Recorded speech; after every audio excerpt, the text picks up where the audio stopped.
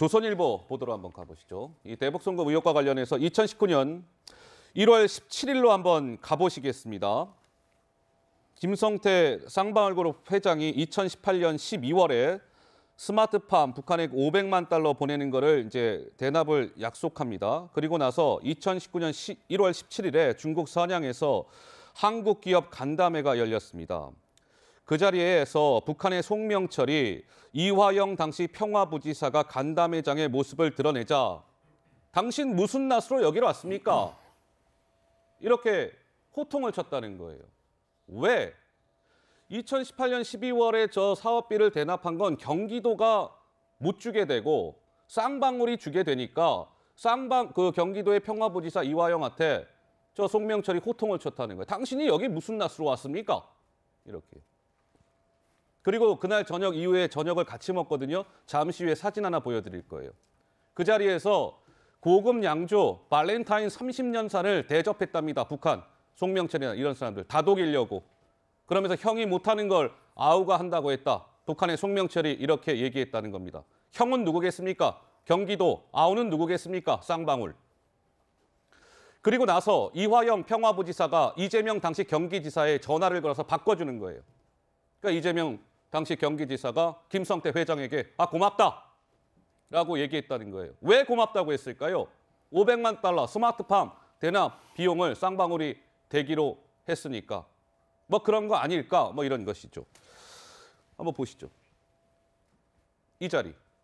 아까 발렌타인 30년산을 가지고 북한 측 인사를 다독였다라는 자리가 저 자리입니다. 그래서 저 자리에 이화영 평화부지사가 이재명 경기지사한테 전화해서 김성태를 바꿔줬고 그때 이재명 경기지사가 김성태 회장한테 고맙소라고 얘기했다는 거죠. 자, 김재섭 위원 어떻습니까? 그러니까 저 사진이 굉장히 상징적인 사진인 것 같은데 이화영 씨와 어쨌든 이화영 전 평화부지사와 김성태 씨가 사실 이번 대북 송금 사건의 핵심이잖아요. 그럼 적어도 김성태 씨와 이화영 부지사 간의 우리가 유대 관계 이런 것들은 부인할 수 없는 사실인 것 같습니다. 이미 사진이 나온 마당에. 그러면 이제 평화부지사라는 자리가 어떤 자리인지를 저는 여기서 한번 되짚고 가야 될 것 같은데요. 제가 알기로는 평화부지사라는 자리가 당시 이재명 대표 체제에 이재명 대표 경기도지사 체제에 만들어진 좀 특수한 직제라고 알려져 있습니다. 그럼 평화부지사라고 하는 것이 말 그대로 대북 관계에 있어서 어떤 이재명 대표가 하고 싶었던 당시 경기도지사로서 하고 싶었던 대북 사업의 일환으로서 그 연결고리가 되는 사업이 바로 평화부지사가 하는 저는 자리라고 생각하거든요. 예. 그랬을 때 저 평화부지사가 이재명 대표와 전혀 무관하게 저 정도 큰 사업을 그냥 자신의 판단에 의해서 벌인다? 이거 상식적으로 생각하기 어렵거든요. 예. 저는 게다가 뭐 아직까지는 진술이지만은 김성태 씨랑 이재명 대표랑 통화를 했다라는 것. 그러면 왜 김성태 씨는 이재명 대표랑 직접 통화를 하지 않았냐? 왜 이화영이라는 사람을 거쳐서 했느냐? 이런 얘기들 보면 김성태 씨가 2015년에 이미 주가 조작 혐의로 한 차례 뭐 홍역을 앓고 난 이후에 자신의 직접 전화로 전하는 경우가 잘 없었다라는 증언들이 지금 언론 보도를 통해 나왔습니다. 아마 이런 것들을 고려해 보면 김성태 씨는 이화영 평화부지사라는 사람을 통해서 이재명 대표에게 계속 연락을 했을 가능성이 대단히 높고 예. 이재명 대표 역시 이화영 부지사에게 적어도 대북 관계에 있어서는 큰 힘을 실어주고 이를 추진했을 가능성이 많다고 생각이 됩니다. 예. 이런 연결고리들 우리가 하나하나 보게 되면 지금 이 나오는 대북 이슈에 관해서 이재명 대표가 모른다라고 부인한 것은 사실 상식적으로는 납득하기 대단히 어려운 일이다 이렇게 말씀드릴 수 있을 것 같습니다. 그러니까 이제 저 당시 회식 자리에서 이재명 대표와 김성태 전 회장 이 전화 통화에서 이재명 당시 경기지사가 김성태 회장한테 고맙습니다라고 얘기했다는 거 아니겠습니까? 그러면 저 감사 인사가 왜 나왔을까? 법조계에선 이런 해석이 나왔습니다. 한번 보시죠. 대선 출마를 염두에 두고 방북을 하려던 이재명 대표, 가장 큰 난관인 북한의 돈 요구를 해결해준 김성태 회장에게 감사 인사를 한 것이다라는 얘기가 나왔습니다. 김유정 의원님 어떻습니까? 이 부분은 좀 어떻게 봐야 될까요?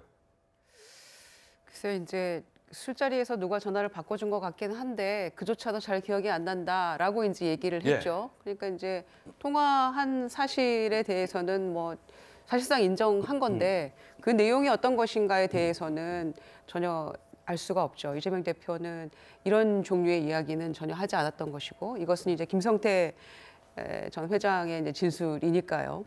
이제 그런데 그 시점에 사실은 이제 이때가 이제 2019년 1월이라는 거죠. 맞습니다. 그리고 이제 여전히 그 선거법 관련해 가지고 재판이 진행 중인 상황이었어요. 그래서 이제 사실은 민주당이나 또 이재명 대표 측 입장은 이제 이런 겁니다.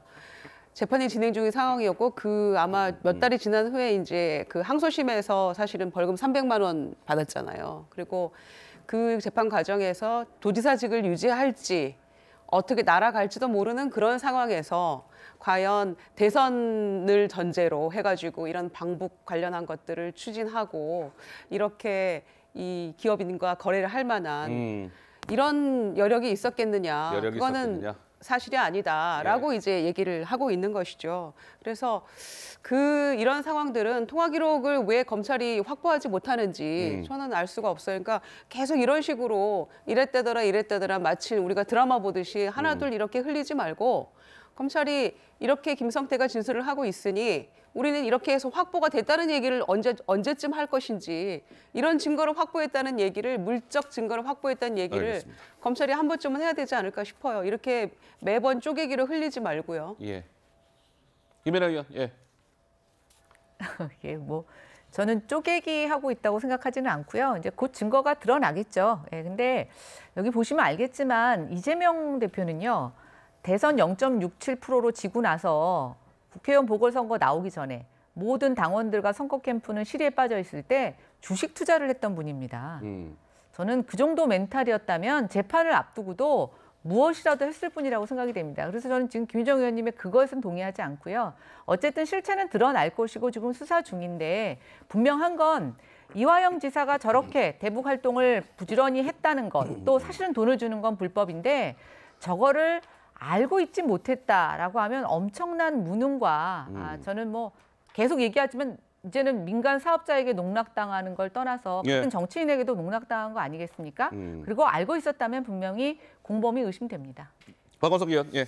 그러니까 쟁점은 이건 것 같아요. 경기도가 2018년, 19년에 대북 사업에 주력을 했던 건 맞고 실제 경기도 의회에서 당시에 그 스마트팜 사업, 남북교류협력법에 따라서 지원을 하기 위해서 추경 편성을 200억을 합니다. 논란 끝에. 예. 근데 이게 이제 집행이 안 됐어요. 왜냐하면 이게 이제 유엔 국제제재 위반이기 때문에 사실상 불가능한 거였거든요.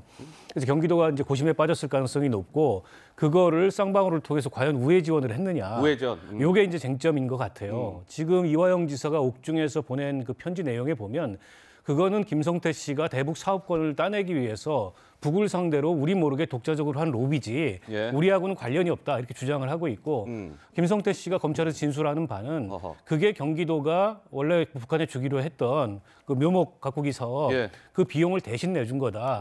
그 관련해서 뭐가 이제 진실에 부합하는지 그건 이제 증거를 통해서 확인을 해야 될 문제고요. 네. 저 자리에 보면은 안부수 씨라는 분이 같이 동석하고 있잖아요. 안부수. 근데 저분의 입장이 뭔지가 궁금해요. 안부수 저분이 아마 그분이 직함이 뭐예요? 그분이 아태협 회장인가 그렇지 아태협 않습니까? 회장. 그러니까 예. 경기도가 대북 사업을 함에 있어서 남북 교류협력법에 따르더라도 그 지방자치단체가 모든 사업을 직접 다 하기가 어렵습니다. 그래서 민간단체를 끼는 경우들이 많고 그런 예. 취지에서 설립된 그런 단체거든요. 알겠습니다. 근데 저분이 통화 내용을 들었을 가능성이 있어요. 저 술자리에서 통화가 이루어졌다면. 그렇겠죠. 예. 근데 지금 이화영 부지사는 부인을 하는데 저분 입장이 안 알려지고 있어서 아마 검찰이 뭐 수사를 하겠죠. 근데 저분 입장이 뭔가에 따라서 또 이 상황이 많이 바뀔 수 있을 것 같아요. 좀 전에 2019년 1월 17일에 무슨 일이 그래픽 좀 다시 한번 보시죠. 제가 근데 조금 궁금한 게 있어요. 뭐냐면 보여주시고요. 북한이 뭐길래 아니 그 당시 송명철이라는 북한 인사가 이화영 당시 평화부지사 등장하니까 당신이 여기 무슨 낯으로 왔습니까? 호통을 왜 칠 자격이 있는 것이며 경기도가 돈 안 주는 게 안 되니까 쌍방울이 어쨌든 500만 달러 주기로 저 당시 이미 약속이 돼 있는 상황이었단 말이에요. 아 근데 왜 이렇게 호통을 치고 그리고 사진을 돌려주세요. 아까 그 사진. 그렇게 호통친 북한 인사들 달래겠다고 저렇게 저녁 자리 마련해줘가지고 북한이 뭐라고 발렌타인 30년 대접해가면서 달래고 이게 도대체 무슨 상황입니까? 김재섭 의원? 그러니까 제가 생각하기로는 어떤 스마트팜 자체가 목적이었던 건 아닌 것 같아요. 예. 그러니까 스마트팜을 넘어서 장기적인 사업을 그 쌍방울에서는 하고 싶었던 거고 예. 특히 이제 김성태 씨 같은 경우에는 아까 말씀드린 대로 국가 독점 사업 급으로 되는 커다란 사업들을 하고 싶었던 것 같고요. 그런 의미에서 공을 계속 많이 들였던 것 같습니다. 당시 이제 2019년에 국제 정세를 보게 되면 대북 관계가 굉장히 좀 경색되었었던 때 아니겠습니까? 그런 가운데서 자신이 어떤 투자를 했던, 자신이 굉장히 공을 많이 들였던 이 사업이 깨질 수도 있다는 우려 같은 것들이 있다 그러면 자신이 먼저 선뜻 돈을 내서라도, 자신 쌍방울의 돈을 먼저 꺼내서라도 예. 북한과의 관계를 유지할 필요성이 분명히 있었겠죠.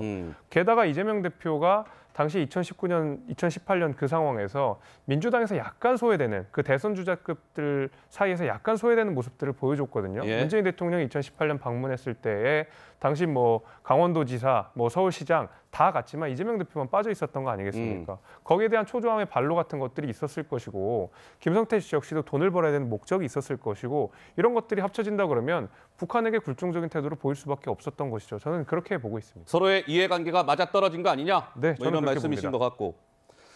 제가 조금 전에 북한이 뭐라고 발렌타인 30년 같은 거 대접해가면서 달래야 되느냐 뭐 이런 말씀 드렸는데